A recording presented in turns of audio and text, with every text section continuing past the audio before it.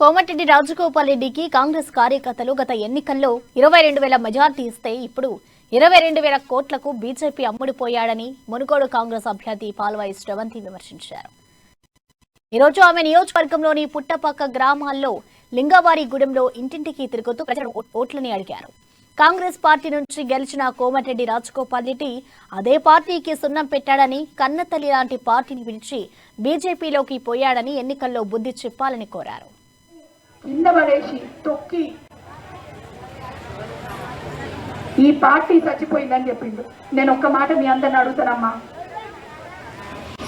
కని పెంచిన అమ్మకు అన్నం పెట్టిన పోరాట ఫలితమే 22,000 మెజారిటీతో ఆయనని గెలిపించినాం. 97,000 ఓట్లు మన మునుగోడు నియోజకవర్గ ప్రజలు వేసి ఆయన ఆదరిస్తే 22,000 కోట్ల కాంట్రాక్ట్కి ఈరోజు అమ్ముకొని మనందరి ఆత్మగౌరవాన్ని దెబ్బతీసి ఏ పార్టీ ఏ జెండానైతే ఆయన్ని ఒక ఎంపీ ఎమ్మెల్సీ ఎమ్మెల్యే చేసిందో ఆ జెండాని కింద పడేసి తొక్కి